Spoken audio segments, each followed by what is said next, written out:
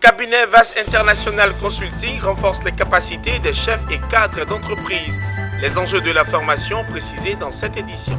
Et puis nous parlerons de l'inauguration de l'usine HPW Fresh and Dry Côte d'Ivoire dans la ville de Beaunois. L'entreprise est spécialisée dans le séchage des fruits tropicaux.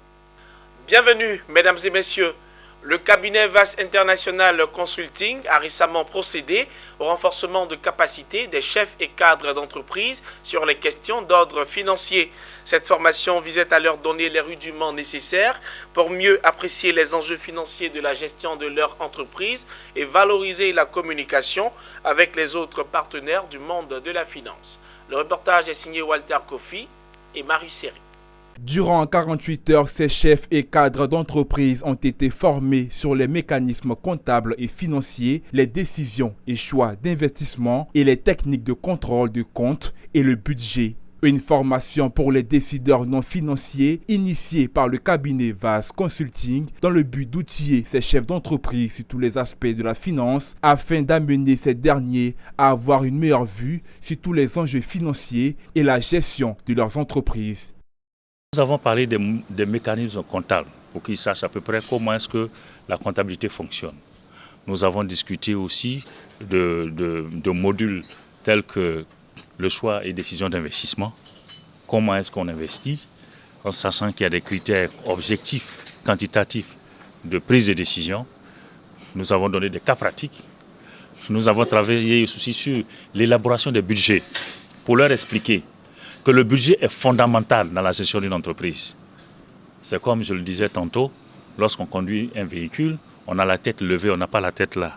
Le budget, ça permet de s'assurer qu'on va dans le sens de la vision. Le directeur général doit poser la vision de l'entreprise et il doit s'assurer que les objectifs qui ont été préétablis au travers du budget sont pilotés. Les participants, pour la plupart chefs d'entreprise ou responsables du département, ressortent enrichis de cette formation qui se présente comme un renforcement des capacités pour certains ou une initiation dans le monde de la finance pour d'autres. Quand on développe une activité, quand on est chef d'entreprise, il y a plusieurs objectifs. Ici, il est question de faire quelque chose de pérenne, quelque chose de durable. Parce qu'il s'agit de distribuer des emplois à des gens. Pour le faire, il faut maîtriser la finance. J'ai une formation commerciale, dont j'ai exercé sur d'autres cieux pendant 20 ans au niveau commercial. Et donc aujourd'hui, avec la direction générale que mon groupe a bien voulu que je puisse gérer au niveau d'Abidjan, il a fallu que j'aie une notion en finance. Et donc c'est pour cette raison que je me suis inscrit à cette formation, pour avoir une culture au niveau des finances et de pouvoir me faire une valeur ajoutée sur mes domaines de compétences commerciales. Après Abidjan, VAS Consulting, cabinet spécialiste de l'audit, de la gestion financière, de la gestion des ressources humaines et du management général, remettra le couvert en mai prochain dans la ville de San Pedro pour un séminaire qui va être suivi d'une rencontre d'échange sur les subtilités de l'année fiscale 2021. Comme annoncé dans les titres, nous nous intéressons à présent à l'inauguration de l'usine HPW Fresh and Dry Côte d'Ivoire, située dans la ville de Beaunois. Le coût de cette entreprise suisse, spécialisée dans le séchage de fruits tropicaux, est estimé à 3,27 milliards de francs CFA et emploie environ 450 personnes. L'inauguration de l'entité s'est faite par le ministre Essis Esmel, en charge de la promotion de l'investissement et du développement du secteur privé, accompagné de l'ambassadrice de la Suisse en Côte d'Ivoire. Le reportage de Pierre Tebeu et Ismaël Doza.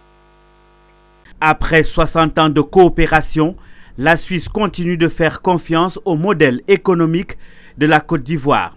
HPW Fresh and Dry Côte d'Ivoire est le nouveau-né de cette coopération. Cette nouvelle unité agroalimentaire est implantée au cœur de la production ivoirienne. Un choix économique subtil et stratégique pour cette société helvétique en Côte d'Ivoire. Le Sud nous propose une sélection des fruits autre que de la mangue parce que nous on veut vraiment travailler toute l'année sur 365 jours. La position stratégique de la Côte d'Ivoire dans la sous-région attise l'appétit des investisseurs suisses. Elle dispose sur le territoire plus de 40 sociétés implantées. Bon, ce que je peux vous dire, c'est que quand on est dans le top 5 des investisseurs bilatéraux en Côte d'Ivoire, le montant varie d'année en année. Il y a un chiffre de 500 milliards qui a été donné sur le volume d'échanges annuel, mais c'est plusieurs dizaines de centaines de milliers d'euros chaque année qui sont investis de francs suisses donc, et quelques milliers de places de travail aussi créées.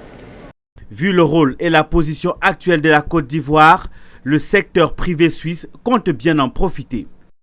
Le département fédéral des affaires étrangères a défini une stratégie Afrique où elle place la Côte d'Ivoire comme un lion économique sur le continent et en Afrique de l'Ouest, ce qui nous permet de faire aussi de démontrer qu'il y a un potentiel dans ce pays que nos acteurs économiques peuvent utiliser, sur lequel ils peuvent mobiliser leurs ressources.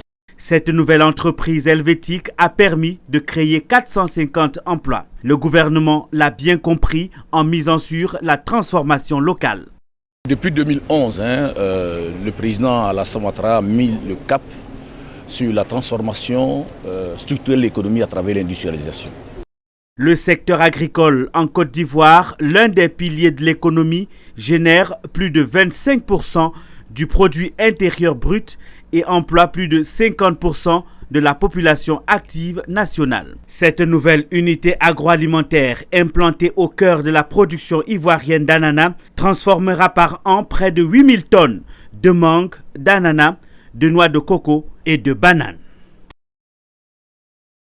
Selon le Conseil national de l'Ordre des architectes de Côte d'Ivoire, la réflexion sur la construction des villes de demain est indissociable de celle basée sur l'architecture des bâtiments qui composeront ces villes. À cet effet, le club Abidjan Ville Durable et l'Ordre des architectes de Côte d'Ivoire ont concrétisé leur partenariat. Les détails de cette convention avec Zeynab Dosso et Tima Traoré. L'intérêt de cette collaboration, ils vont nous apporter leur appui. Nous allons trouver les projets et nous allons voir comment ils peuvent nous aider et que nous puissions travailler ensemble sur ce développement durable et le mettre en pratique pour le bien-être de nos populations. Le club Abidjan Ville Durable et le Conseil national de l'Ordre des architectes de Côte d'Ivoire travaillent déjà en collaboration mais veulent concrétiser leurs liens et aller encore plus loin. Cette signature de convention en est la preuve palpable. Cet accord permettra aux deux structures de créer une synergie d'action en vue de proposer des réponses aux enjeux liés au développement d'une ville durable. Il permettra également d'identifier et accompagner les porteurs de projets dans le cadre du concours Initiative Ville Durable, axé sur l'innovation et l'entrepreneuriat. Vous savez que le développement durable ne date pas d'aujourd'hui. Et comme je l'ai dit à M. Herry, toute la difficulté pour nous, et pour nous, nos deux structures, c'est de voir comment parler de développement durable au niveau de notre pays, la Côte d'Ivoire. Comme vous le savez, les pays africains sont en retard par rapport à l'Europe. Donc il s'agit d'adapter cette notion à notre environnement. Parce que le développement durable dépend du contexte dans lequel se situe. Les enjeux qui sont en Europe, en France, ne sont pas les mêmes enjeux qu'en Côte d'Ivoire. Déjà, le travail sur des projets en commun de construction durable et qui portent sur les sujets liés à la ville durable. C'est important qu'on travaille ensemble avec l'Ordre des architectes. Le deuxième axe concerne la formation, où le club Abidjan Ville Durable va pouvoir exercer des actions de formation au sein de l'école d'architecture de l'Ordre des architectes. Et le troisième axe concerne le concours Initiative Ville Durable, qui va permettre de sélectionner, de promouvoir et de mettre en avant des entrepreneurs qui proposent des solutions concrètes pour une ville plus durable. Le Conseil national de l'Ordre des architectes sénois de Côte d'Ivoire est une structure qui permet de veiller à l'exercice de la profession d'architecte, d'en assurer la défense des intérêts matériels. Avec l'expertise du club Abidjan Ville Durable qui regroupe 55 entreprises ivoiriennes et françaises au service de la Côte d'Ivoire, le Sénois compte répondre favorablement au bien-être des populations et des villes ivoiriennes. Alliance Côte d'Ivoire, cette organisation de la société civile, a récemment animé une conférence de presse par webinaire à Abidjan. Au cours de la rencontre, elle a procédé au lancement du projet POA 2021, groupe thématique. Le projet se veut un creuset de mentoring et de partage d'expériences entre les organisations de la société civile de l'Afrique de l'Ouest et du Centre. Le reportage est signé Mon Désir Nascimento et Doumbia Ayouba. C'est une rencontre déroulée par webinaire entre les organisations de la société civile de plusieurs pays d'Afrique de l'Ouest et du Centre. Elle a servi de cadre pour le lancement du projet POA 2021, groupe thématique. C'est un projet de mentoring et de partage d'expériences de pair à pair. Il permettra de disséminer sur l'ensemble des parties prenantes les compétences et les capacités organisationnelles sanitaires probantes développées au cours de ces dernières années. Alors le projet de partage d'expériences entre pairs dans la région Afrique de l'Ouest et du Centre. Et c'est la phase 2 d'un projet qui a été initié. La phase pilote a eu lieu l'année dernière et nous a permis au niveau de 4 pays, déjà malgré le contexte de la Covid-19, de documenter des approches innovantes qui avaient été réalisées. Vous savez qu'avec la Covid-19, il y avait des limitations, il y avait des difficultés et dans certains pays, il y avait le couvre-feu. Nous travaillons parfois avec des populations très vulnérables. L'un des objectifs clés de ce projet est le renforcement de cohérence et la qualité des interventions des organisations de la société civile auprès des populations vulnérables. L'enjeu pour nous, c'est de pouvoir être aux côtés, donc, en tant qu'acteur de la société civile, aider à répondre, donc, à mettre fin au VIH, à mettre fin à la tuberculose, à mettre fin aux maladies émergentes comme la Covid-19 dans notre contexte et aux autres problématiques de santé, mais avec des approches adaptées aux besoins des populations à la base, en prenant en compte les réalités auxquelles ces populations font face. Au cours de la rencontre, les principaux résultats de la phase pilote, le déroulement du plan d'action et les défis majeurs du projet ont été présentés aux participants. Depuis le mercredi dernier, la Côte d'Ivoire a commencé à administrer les premières doses de vaccins aux populations de l'intérieur du pays.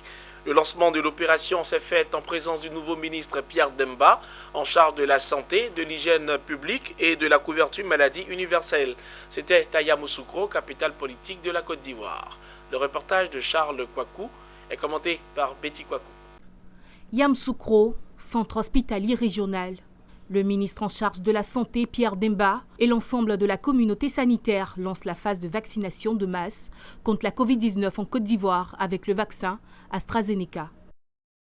La Côte d'Ivoire a acquis 554 000 doses de vaccin AstraZeneca, dont 504 000 doses de l'initiative COVAX et 50 000 doses dans le cadre de la coopération ivoiro-indienne. Le ministre de la Santé a rassuré que cette quantité sera accrue pour la couverture vaccinale nationale et a appelé ses concitoyens à adhérer massivement au projet afin de faire reculer la Covid-19 de la Côte d'Ivoire. Aucune autre stratégie ne peut nous permettre d'éviter de contracter la Covid-19 en dehors de la vaccination. Chers parents, la maladie est réelle et chaque jour nous déplorons malheureusement des décès parmi nos populations. Ne prenons pas de risques. Vous avez cette chance d'avoir l'opportunité de vous vacciner pour échapper à la mort. Allez-y à la vaccination. Vaccinez-vous. Le représentant de l'Organisation mondiale de la santé OMS en Côte d'Ivoire, Jean-Marie Vianney Yameogo, a révélé que 2 défis majeurs se posent aux pays africains dans le domaine de la vaccination contre la Covid-19. Il s'agit de l'inégalité dans la distribution du vaccin et de la réticence des populations lorsque le vaccin est disponible. Monsieur le ministre, mesdames et messieurs, il reste 2 défis majeurs qui se posent dans nos pays dans le domaine de la vaccination contre la Covid. C'est l'inégalité dans la distribution du vaccin et c'est la réticence ou les hésitations, encore une fois, des populations lorsque le vaccin est disponible. En effet, sur les 690 millions de doses de vaccins contre la Covid déjà administrées dans le monde, on note seulement qu'il y a 2% de ces doses administrées qui l'ont été en Afrique, laissant plus d'1 milliard de personnes sur le continent africain en marge de cette marche historique vers la fin de la pandémie. Les autorités de la ville de Yamoussoukro ont appelé la population à se faire vacciner. Nous accueillons avec vraiment plaisir et réconfort la décision de son Excellence le Président de la République qui, à travers M. le ministre de la Santé, qui est un frère, de venir commencer par Yamoussoukro. Et c'est bien qu'on ait dit que c'est gratuit et que ça ne nécessite pas, disons, un paiement quelconque. Les chefs traditionnels, religieux et forces de l'ordre ont été vaccinés au cours de ce lancement. À la date du 15 avril, 76 710 personnes ont déjà été vaccinées en Côte d'Ivoire. C'est la fin de ce journal. Merci de nous avoir suivis. Les programmes se poursuivent sur Business 24 Africa.